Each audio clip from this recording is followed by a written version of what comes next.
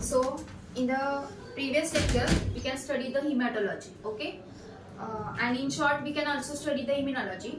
In the next chapter, we can study now the hematological disease, okay? Then what is the hematological disease? पहिला आपण त्याची definition बघूया की what is meant by the hematological disease. The hematological disease is nothing but which are the disorder from the blood and blood forming organs, okay? That is nothing but it is a disorder. Means that what is mean by the disease and disorder? Disease mean which can be diseases we can be treated with the different type of medicine, therapy and all. We can cure from the disease, but disorder is nothing but when we suffering from the like a sugar, okay? Sugar is nothing but you can't say that is a disease, that we can call as a disorder. When it causes a disorder, the lifetime we can suffering from the disorder. So there is a major difference between the disease and disorder. So hematological disease and disorder of the blood and blood forming organ affect a million of Americans. In addition, blood cancer असू शकतात. आता cancers you know that there is a disorder. So haematological disease includes the rare genetic disorder. Genetic disorder म्हणजे काय? जे काही आपले inheritance आहे, जे काही क्रोमोझोम्स आहे, जिथं काही रिकॉम्बिनेशन चालू आहे, तर त्या जेनेटिक मध्ये त्याचं काही रिकॉम्बिनेशन चालू आहे, तर त्याच्या वेळी जे डिसऑर्डर फॉर्म होते त्याला काय म्हणतात? Genetic disorder. Next one anaemia. You know that blood forming जेव्हा होत असेल तर तिथं समजा तुमच्या रेड ब्लड सेल्स कमी होत चाललेले आहेत, तर त्यावेळी काय होतात? भरपूर टाईपचे ॲनेमिया तुम्हाला फॉर्म होतात आणि त्यालाच आपण क्लड कशामध्ये करतो? हिमॅटोलॉजिकल डिसऑर्डर मध्ये करतो, okay? So conditions related also HIV पण ही एक डिसऑर्डर आता झालेली आहे.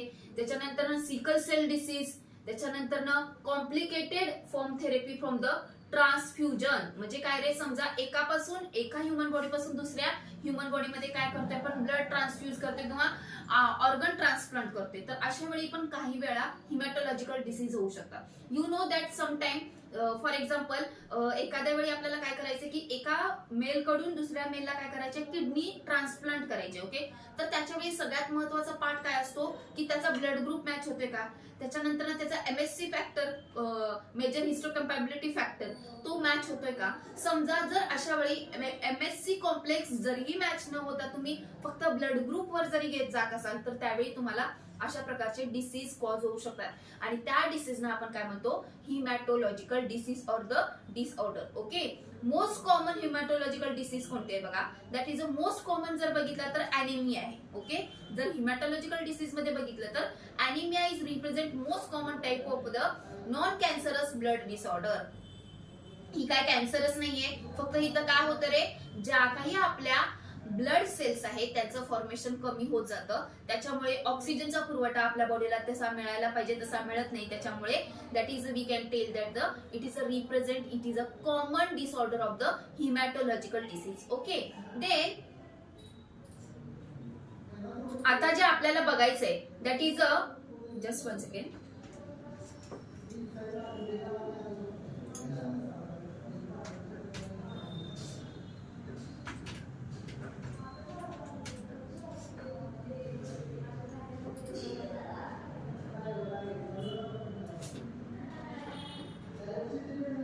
त्याच्यामध्ये आपण ॲनिमिया बघितला.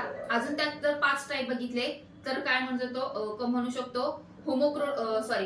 हिमोक्रोमॅटोसाइट्स. म्हणजे काय? क्रोमॅटोसाइट. इथं काय आलं? क्रोमॅटाइड्स म्हणजे related to the chromosome. So it is related to our genetic, okay? त्याच्यानंतर हिमोफिलिक लिंक म्हणजे related to the haemophiles, okay? Then human thrombocytopenia link म्हणजे काय रे? That is related to our thrombocyte platelets.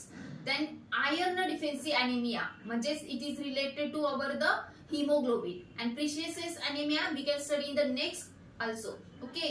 आता ह्या डिसीजच्या symptoms काय असू शकतात बघा? अनएक्सप्लेन्ड एक्झॉक्शन होतं, ओके? त्याच्यानंतर ब्रीथिंग शॉर्ट होतं, त्याच्यानंतर डेझिनेट लाईट हेडनेस येतो, त्याच्यानंतर रॅपिड हार्टबीट येतं, त्याच्यानंतर मसल विकनेस येतो, त्याच्यानंतर difficulty of concentration and remembering म्हणजे काय? जे काय आपलं कॉन्सन्ट्रेशन आहे त्याच्यामध्ये डिफिकल्टीज येतात आणि प्लस आठवणं म्हणजे रिमेंबरिंग पॉवर कमी येते आणि पेनलेस पेन आपल्याला होऊ शकतात. तर हे झाले त्याचे कॉमन सिम्पटम्स. आपल्याला काय बघायचंय की हिमॅटोलॉजिकल डिसीज मध्ये त्यांनी पुढे काय विचारलेलं आहे? दॅट इज नथिंग बट त्याचे टाईप त्यांनी सांगितलेले आहे की त्याच्यामध्ये त्यांनी विचारलेलं आहे what are the symptoms seen in the normochromatic anaemia. म्हणजे काय, त्यांनी जास्त भर कशावर दिलाय रे, अॅनिमियावर दिलाय. त्याच्यामधला जो एक अॅनिमिया आहे that is the normochromatic anaemia. तर पहिला आपण काय बघूया की नोरोक्रोमॅटिक अॅनिमिया म्हणजे काय आणि त्यानंतर ना त्याचे सिम्पटम्स काय आहे हे आपण बघूया. So what is mean by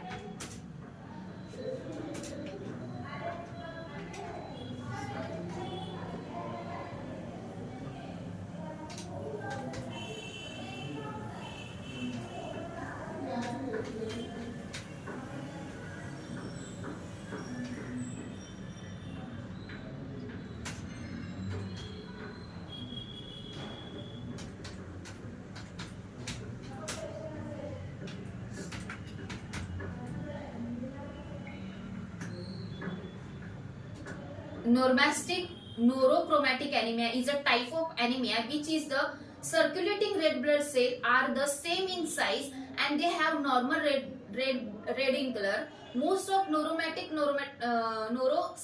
anemias are the consequence of the other disease. Minority reflect a primary disorder. म्हणजे त्यांनी काय सांगितले, it is serious or not. Neurochromatic, it is a leukocyte count generally is normal. All of these, they raise the cells infections and the erythrocyte sedimentation rate, plasma viscosity, and then also acute phase protein. Okay, त्यांनी काय सांगताना सांगितले की हा जो anaemia आहे त्याच्यामध्ये दिसताना तुम्हाला काय दिसणार आहे रे, नॉर्मल, सगळं नॉर्मल. आता मी सांगितलेलं आहे the circulating red blood cells are the normal, same size. फक्त काय येणार आहे इथं, सेल्स आहेत पण सगळ्या कशा आहेत, सिमिलर साईज मध्ये आहेत. सो सेम साईजला त्यांनी काय म्हणलेलं आहे, नॉर्मॅसायटिक. काय म्हणलेलं आहे, normocytic. And they have normal red blood cell that is a normochromatic. Okay, म्हणजे काय, अॅनिमिया फॉर्म झालेला आहे, रेड ब्लड सेलचा काउंट कमी आहे पण जो काउंट जो काय आहे तो मात्र त्याच्या साईज, सगळ्या सेल आहेत त्या सिमिलर साईज मध्ये आहेत आणि प्लस त्या नॉर्मल रेड कलर मध्ये आहेत, त्यामुळे त्याला क्रोमॅटिक म्हणलेलं आहे. Okay, so the most non chromatic anaemia are the consequence of the other disease. म्हणजे कॉन्सिक्वेन्स येतो, मग अदर डिसीजची रिलेटेड करताना डिफिकल्टी जातो की नेमकी अॅनिमिया आहे की क्रोनिक हेन्झ अॅनिमिया आहे की अॅक्यूट हेन्झ अॅनिमिया आहे. सो हाय, त्याच्यानंतर जर ह्याचे आपल्याला सिम्पटम्स बघायचे असेल,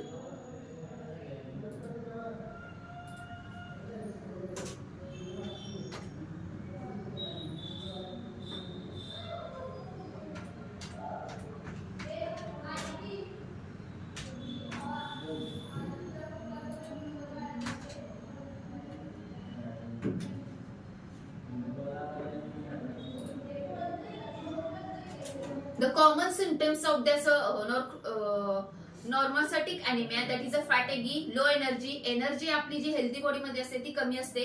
त्याच्यामुळे general feeling like a being weak, body कशी वाटते, एकदम वीक वाटते. त्याच्यानंतर स्किन कशी पडते, एकदम पेल बनते. त्याच्यानंतर डेझिनेस म्हणजे असं पूर्णपणे असं अळसावल्यासारखं होतं. त्याच्यानंतर हेडॅक, डोकं नेहमी दुखत राहतं. त्याच्यानंतर brain fog that is a difficulty Wien concentration with memory.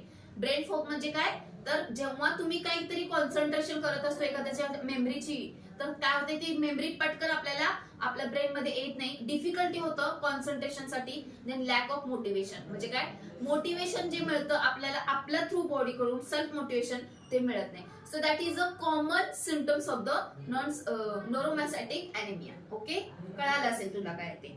Then परत त्यांनी विचारलेलं आहे डिफाइन द अॅनिमिया. आता अॅनिमिया म्हणजे त्यांनी आपण ऑलरेडी बघितलंय, तरी पण आपण एकदा बघूया. Define anaemia,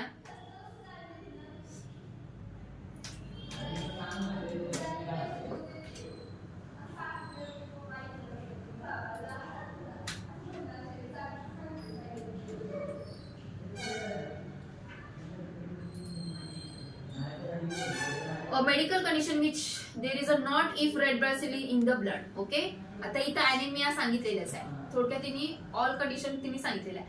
anaemia result from a lack of red blood cells or the dysfunctional red blood cells in the body. म्हणजे काय, एवढंच लक्षात ठेवायचं आहे, अॅनिमिया ही अशी कंडिशन आहे की त्याच्यामध्ये एक तर the formation, lack of red blood cells or they are dysfunctional of the red blood cell, म्हणजे त्याचं जे फंक्शनिंग आहे that is a one type of a function that is a oxygen carrying functioning. जर ते functioning व्यवस्थित नसेल तर अशा वेळी आपल्याला काय म्हणायचं, त्याला अॅनिमिया म्हणायचं. Symptoms including skin pallor, shortness of breathing, light heading, then dizziness, fast heartbeat. Okay, treatment depending upon the underlying the diagnosis. म्हणजे आता अॅनिमियाला जर डायग्नोसिस करायचं असेल तर पुन्हा तो डायग्नोस कशा होतो तर त्याच्या टाईपवर होतो. तर आपण बघतोय की क्रोनिक हेन्झ अॅनिमिया आहे, सिकल सेल अॅनिमिया आहे, त्याच्यानंतर ना आपला हा अगोदरचा नॉन क्रोमॅटिकचा जो झालाय तो अॅनिमिया आहे. अशा भरपूर टाईपची अॅनिमिया आहे. त्याच्यावर डायग्नोसिसवर आपण कळवतो की त्याच्यामध्ये काय डिफिशियन्सी आहे, की only red blood cell form होत नाहीये, की त्या डिफंक्शनल आहेत, की आयर्नचं काय होते फंक्शनिंग व्यवस्थित नाहीये, की विटॅमिन बी चा सप्लाय होत नाहीये व्यवस्थित, त्याच्यामुळे विटॅमिन बी लेवलची जर व्यवस्थित नाहीये किंवा ब्लड ट्रान्सफ्युजन मध्ये काही फरक झालेला आहे, तर अशा वेळी सगळं डायग्नोसिस करून तुम्हाला कोणत्या प्रकारचा अॅनिमिया झालाय की नॉर्मल टाईपचा अॅनिमिया झालाय हे डिसाइड केलं जातं आणि त्यावर तुम्हाला त्या डिसऑर्डरला काय दिली जाते, ट्रीटमेंट दिली जाते. Okay, then next one, what is the microcytosis or the hypochromia. What is mean by the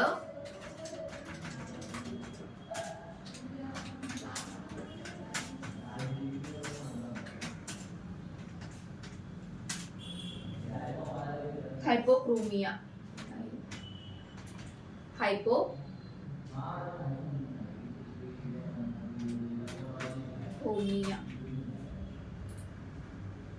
Hypochromia means the red blood cell level have a color than red blood cells have a less color than the normal when the examined under microscopy. This is usually occur when there is a not if of the pigment carry oxygen, that is a hemoglobin in the red blood cells. एवढंच लक्षात ठेवायचंय की मायक्रोसायटोसिस जर विचारलं की मायक्रोसायटोसिस म्हणजे काय रे, किंवा तुमचं हायपोक्रोमिया म्हणजे काय, जो आपल्या रेड ब्लड सेलचा आरबीसीचा कलर कसा आहे, डार्क रेड. समजा हा जो कलर तुम्हाला मायक्रोस्कोपिक ऑब्झर्वेशन मध्ये लेस रेड कलर दिसत असेल तर त्याच्या वेळी कंडिशन जी ऑब्झर्व झालेली आहे that is the hypochromia. Chrome means नेहमी लक्षात ठेवायचं colour, chrome means colour. Okay, then usually हा ऑकर कधी होतं, जो काही पिगमेंट कॅरी करणारा जो इलेमेंट आहे that is a oxygen, that is a haemoglobin, म्हणजे जो आयर्न जो काय करतो रेड ब्लड कॅरी करतो, तो जर युजली व्यवस्थित नसेल तर तिथं काय होणार आहे, रेड ब्लड सेलचा कलर फेंट येणार आहे. त्याच्यामुळे तुम्हाला डार्क रेड कलर दिसून येणार नाही आणि अशा कंडिशनला आपण काय म्हणू, hypochromia. Okay, next one, haemorrhage त्यांनी विचारलंय, what does the haemogram from the non chromatocytic microcytic anaemia shows. पहिला हिमोग्राम म्हणजे काय आपण हे बघूया. Okay,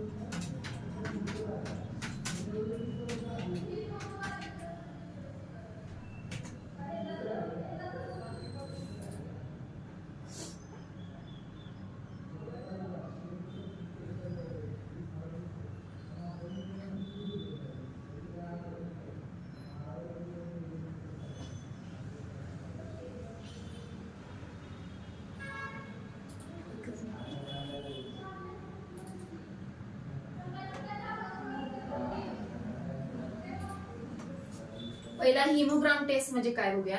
that is a haemogram or the complete haemogram test is a set of test including the complete blood count. पहिला haemogram म्हणजे काय आपण बघूया. त्याच्यानंतर ना हा जो हिमोग्राम आहे that is a related to the, हा हिमोग्राम टेस्ट कशासाठी करायचा, that is a normochromatic microcytic anaemia shows कसा करतो ते बघायचं आहे. पहिला हिमोग्राम टेस्ट म्हणजे काय बघूया. Haemogram test is a complete test which have the complete blood cell count, that is a CBC, erythrocyte sedimentation rate, which help the assess the body overall health and the aids to the detection of the variety of the illness including anemia, infection and leukemia. Okay, आता haemogram taste म्हणजे काय? Haemogram म्हणजे लक्षात ठेवायचंय की एक graph plotted करणार आहे. त्याच्यामध्ये आपल्याला काय बघायचं आहे? एक तर सीबीसी बघायचं आहे, त्याच्यानंतर तुम्ही बघितलंच असेल. ओके, सीबीसी बघायचं आहे, त्यानंतर ESR that is the erythrocyte sedimentation rate बघायचा आहे. त्याच्यानंतर ना जो काही कंप्लीट काउंट येणार आहे तो आपल्याला कशाशी इन्क्लूड करायचा आहे, त्यातून आपल्याला डिटेक्ट करायचं आहे की आपल्याला इनलेस हा कशामुळे आलेला आहे, किंवा इन्क्लुडिंग अॅनिमिया कशामुळे झालाय, किंवा इन्फेक्शन कशामुळे झालेलं आहे आणि ल्युकेमिया कशामुळे झालाय. सो ही टेस्ट कशासाठी यूज केली जाते बघा? हिमोग्राम टेस्ट कशासाठी यूज केली जाते? डायग्नोसिस अॅनिमिया, हिमॅटॉलॉजिकल कॅन्सर साठी यूज केली जाते. त्याच्यानंतर इन्फेक्शन झालं असेल तर त्याच्यासाठी यूज केले जाते. त्यानंतर हिमोरोजेनिक स्टेट, ॲलर्जन स्टेट, इम्युनोडिफेन्सी स्टेट, या मॉनिटरायझिंग साइड इफेक्ट टेस्ट आणि सर्टन ड्रग टेस्ट त्याच्यासाठी ही हिमोग्राम टेस्ट केली जाते. पहिला आपल्याला हिमोग्राम म्हणजे काय हे कळालं, तर त्याच्यानंतर त्यांनी काय विचारलंय की what does haemogram for the normochromatic microcytic anaemia. आता मायक्रोसायटिक अॅनिमिया म्हणजे आपल्याला काय तिथं कळालं पाहिजे, that is a red blood सेलचा कलर काय आहे, कमी आहे, म्हणजेच मायक्रोसायटिक अॅनिमिया. आणि नोरोमॅटिक मध्ये काय, that is a same cell size, but त्यात काय आहे तिथं कंडिशन एक आहे, तिथं काय आहे, नॉर्मल सेलचा काउंट ऍज इट इज आहे. बरोबर आहे? सॉरी, नॉर्मल सेलचा काउंट तिथं ऍज इट इज नसणार आहे. तर जो काही सेलचा काउंट आहे नॅरोमॅटिक अॅनिमिया मध्ये तो कमी आहे, पण त्याचा सेलचा साईज काय आहे, कमी आहे. तर ह्यांच्यामध्ये काय करायचं आहे, साईज अँड कलर ह्यांची मधली जी टेस्ट तुम्हाला बघायची आहे ती टेस्ट तुम्हाला हिमोग्राम वर प्लॉट करायची आहे. म्हणजे कोणत्या सेल या साईजनं व्यवस्थित आहेत, कोणत्या सेल कलरनं फेंट आहेत, तर ह्यांचा जो ग्राफ आहे दॅट इज द हिमोग्राम. कळालं? म्हणजे cell size and cell colour ह्याचा जो ग्राफ आहे that is a haemogram of the non chromatic and microcytic anaemia. Okay, हा आपल्याला प्लॉट करता आला पाहिजे. ते आता नेक्स्ट त्यांनी जे काही विचारलेलं आहे that is also next one disease that is a thalassemia.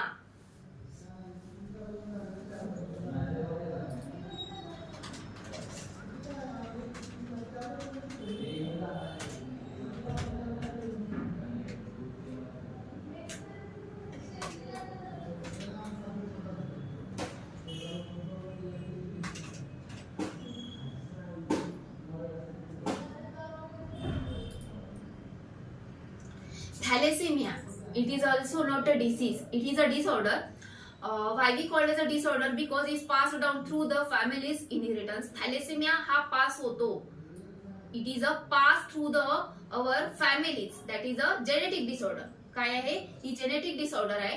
So it which body makes a abnormal from the inadequate amount of a hemoglobin. Hemoglobin protein is a red blood cells carry the oxygen. In this disorder resulting a large number of red blood cells being destroyed which is leads to the anemia. म्हणजे काय होणार आहे, तर हा पहिला main म्हणजे ही कोणत्याही प्रकारचा डिसीज नाहीये, तर ही डिसऑर्डर आहे. ही genetically one from mother to the child होऊ शकते, तर ही डिसऑर्डर आहे. तर ह्यामध्ये काय होतं की ऍबनॉर्मॅलिटीज दिसून येतात. कशामध्ये? तर हिमोग्लोबिन प्रोटीन आहे, हिमोग्लोबिन ज्या रेड ब्लड सेल आहे त्यांचा जो साईज आहे that is a very large in size.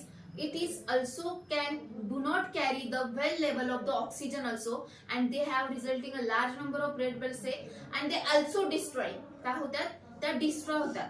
जरी साईज न मोठ्या असल्या तर त्यांचं डिस्ट्रॉईंग नेचर जे आहे, म्हणजे आपल्याला माहिती आहे की एक आरबीसी तयार होण्यासाठी काय लागतात, 120 दिवस लागतात.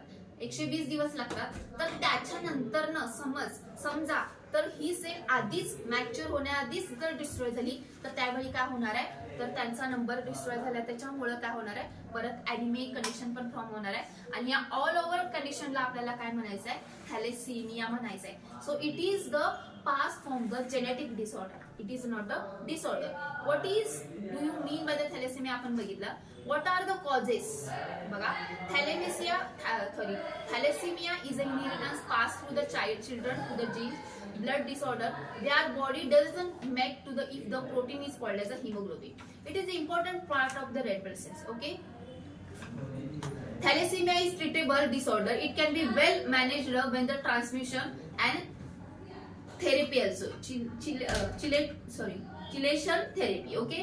म्हणजे ही जी डिसऑर्डर आहे अशी थॅलेसेमिया झालाय किंवा पूर्णपणे विकनेस आलाय किंवा डेथ कडे मूव्ह ऑन झालेला आहे, तर तसं काही नाहीये. तर ह्याच्याकडे अशा ट्रीटमेंट पण अवेलेबल आहेत आपल्याकडे की त्याच्यामुळे आपण त्याला ट्रीट करू शकतो, म्हणजे आपण सर्वाइव्ह होऊ शकतो. पण ह्याला पूर्णपणे क्युअर करू शकत नाही कारण का ही एक डिसऑर्डर आहे. ओके. त्याच्यामध्ये हा जो पहिल्यांदा थॅलेसेमिया आपल्याला जर लक्षात घ्यायचं असेल तर तो मेन म्हणजे एक तर तुमच्या रेड ब्लड सेल काय होत आहे, डिस्ट्रॉय होत आहे आणि त्याचा नंबर आहे जो साईज आहे ती लार्ज होते आणि ही डिसऑर्डर आहे, एवढं लक्षात ठेवायचं. नेक्स्ट वर सिड्रोब्लास्टिक anaemia. सिड्रोब्लास्टिक anaemia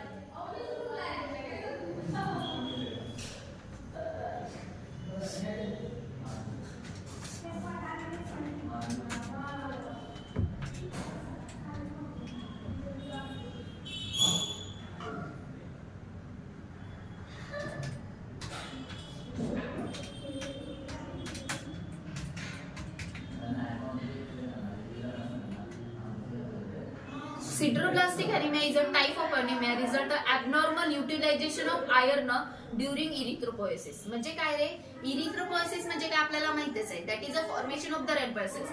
When the erythropoiesis is a utilization of iron, त्याला जसं ऑक्सिजन गरज आहे तसं आयर्न मेटाबॉलिझम पण गरजेचं आहे. जेव्हा आयर्न मेटाबॉलिझम म्हणजे आयर्न युटिलायझेशन प्रॉपर होत नसेल तर त्या अॅनिमियाला काय म्हणलं जातं, sideroblastic anaemia. There is a different from the sideroblastic anaemia.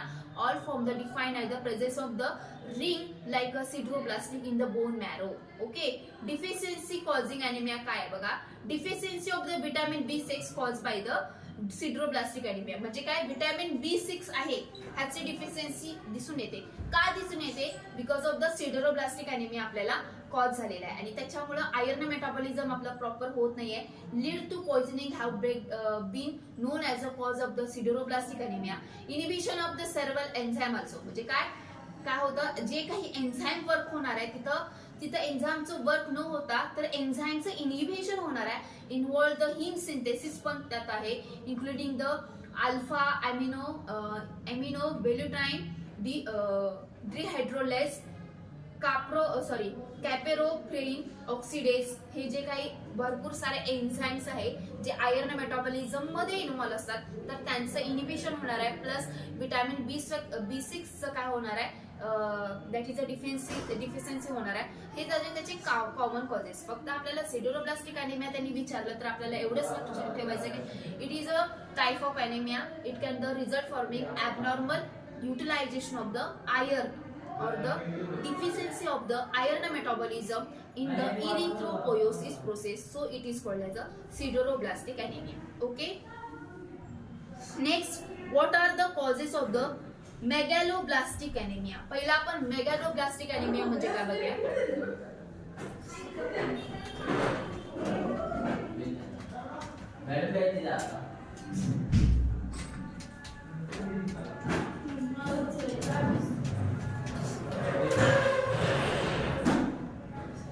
Megaloblastic anemia form the anemia characterized by the very large red blood cells have the decreasing the number of the those cells. बघा म्हणजे काय होतं, जेव्हा RBC form होत असेल तर त्या RBC ला एक काउंट असेल, बरोबर आहे. आपण जेव्हा आपण मेजर करतो तर आपला आरबीसी काउंट बघतो, डब्ल्यूबीसी काउंट बघतो.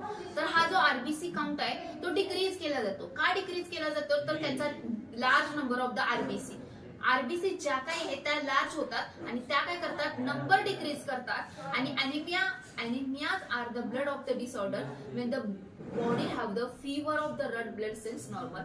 Red blood cells have the carry the oxygen throughout the using the protein is called as hemoglobin. म्हणजे काय रे, इथं दाखवले बघा सेल कशी हे झाले.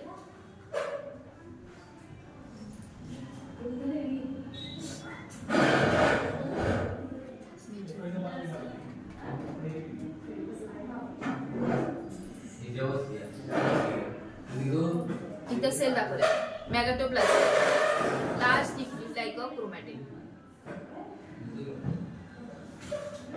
ही नॉर्मल नोरोब्लास्ट आणि ही मॅगॅटोप्लास्टिक. म्हणजे ऍज युजुअल जी साईज आहे ती काय झालेली आहे, कमी वाढलेली आहे. त्याच्यामुळे जो काही नॉर्मल रेंज आहे आपल्या सेलचा तो कमी होणार. Okay, that is a megatoplastic. Mega म्हणजे आपल्याला लार्ज आहे, नंबर त्याचा लार्ज होणार आहे, नंबर त्याचा साईज त्याची लार्ज होणार आहे पण नंबर त्याचा डिक्रीज होणार आहे. That is called as a megatoplastic anaemia. Okay, so here आपण थोडक्यात आज फक्त काय शिकलो, ॲनिमियाचे टाइप शिकलो.